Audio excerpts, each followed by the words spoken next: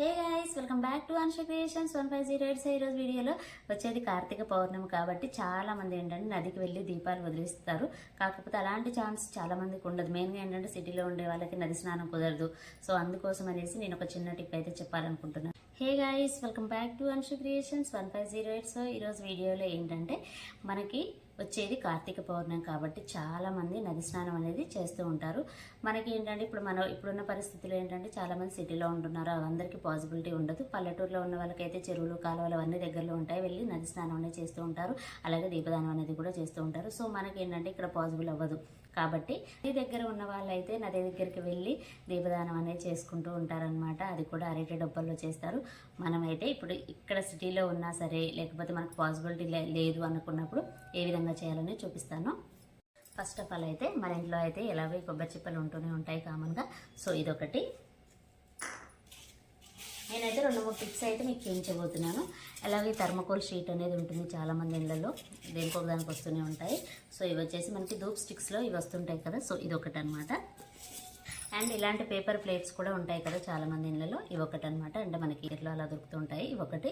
And మనకి ఉసిరికాయ దీపం అనమాట. సో ఇప్పుడైతే 4 టైప్స్ నేను ఈ దీపాలు ఎలా వెలిగించాలని చూపిస్తాను. సో కార్తీక పౌర్ణమి రోజు పొద్దున్నే లేచి వెలిగిస్తుంటారు కదా. సో చాలామందికి అయితే బాగా యూజ్ అవుతుందని అనుకుంటున్నాను.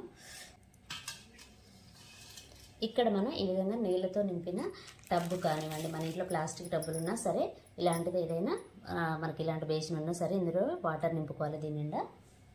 ఇప్పుడు ఇందులో పసుపు, కుంకుమ,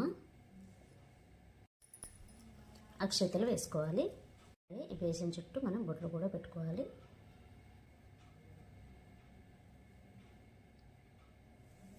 లేదండి నది స్నానం చేయాలంటే, కాకపోతే చాలామంది వెళ్తూనే ఉంటారు టెంపుల్స్ దగ్గరికి వెళ్ళినప్పుడు చేసుకోవచ్చు. ఈ విధంగా పొద్దున్నే ఇంట్లోనే ఈ విధంగా చేసుకుంటే సరిపోతుంది. మనం స్నానం చేసిన తర్వాత ఈ విధంగా ఇలాంటి బేసిన్ కానివ్వండి, ఏదైనా ప్లాస్టిక్ టబ్స్ ఉన్నా సరే, అది చిన్నవైనా సరే పెద్దవైనా సరే, మన ఇంట్లో ఉండే మెంబర్స్ని బట్టి మనం ఎన్ని దీపాలు అయితే వెలిగించాలనుకుంటామో అన్ని దీపాలు వెలిగించుకోవచ్చు. ఏంటంటే మనం తులసమ్మ దగ్గర పెట్టుకొని చేయాలి. నేనైతే ఇంట్లో చూపిస్తున్నాను జస్ట్ వీడియో. కాకపోతే మనం వెలిగించేటప్పుడు మాత్రం తులసమ్మ దగ్గర పెట్టుకోవాలి. ఇప్పుడు ఇది కొన్ని పూలు, ఇది డెకరేషన్ పర్పస్ అండి. వేసుకునే వాళ్ళు వేసుకోవచ్చు, లేకపోతే లేదు. సో ఇలా వేసుకోవాలి. ఇది వచ్చేసి నెయ్యి. సో ఆ నెయ్యి ఈ విధంగా ఫస్ట్ గిన్నెలో వేసుకోవాలి. పువ్వొత్తులు అండి, ఇవి పువ్వొత్తుల్ని ఈ విధంగా నేతిలో ముంచుకోవాలి. ఎంతమంది ఉంటే అన్ని ఒత్తులు వేసుకోవచ్చు.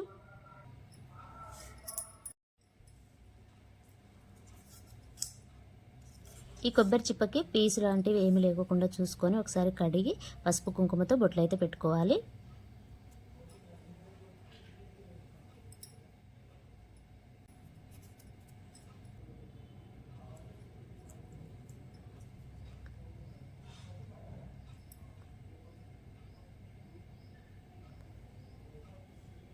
సో ఇలా వెలిగించుకుంటే సరిపోతుందండి.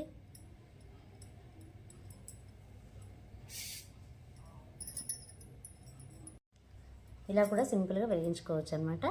నెక్స్ట్ వచ్చేసి సో ఇలాంటివి మనకి ధూప్ స్టిక్స్లో వస్తాయి అన్నమాట. వాటిపైన ఈ విధంగా పెట్టుకోవాలి. ఇంట్లో ఉండే మెంబర్స్ని బట్టి ఎన్నంటే అన్ని పెట్టుకోవచ్చు.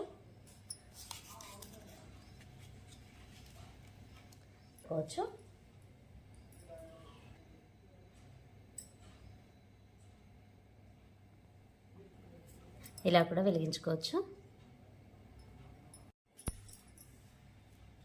వచ్చేసి ఇప్పుడు ఉసిరికాయ మీదండి.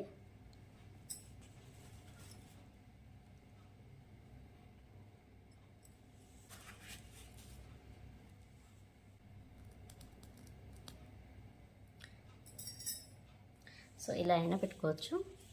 ఇది కూడా థర్మకోల్ పాసిబిలిటీ లేదనుకోండి, సో ఇవే ఉన్నా సరే ఇలా అయినా వెలిగించుకోవచ్చు.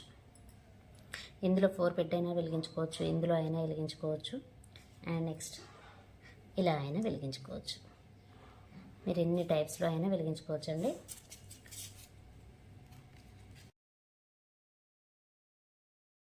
సో ఈ కార్తీక పౌర్ణమికి మీ అందరికీ యూజ్ అవుతుందని అనుకుంటున్నాను. ఇదేనండి ఈరోజు వీడియో. ఈ వీడియో కనుక మీకు నచ్చినట్లయితే ప్లీజ్ లైక్ చేయండి, షేర్ చేయండి, కామెంట్ చేయండి, అలాగే సబ్స్క్రైబ్ కూడా చేయండి. Thanks for watching.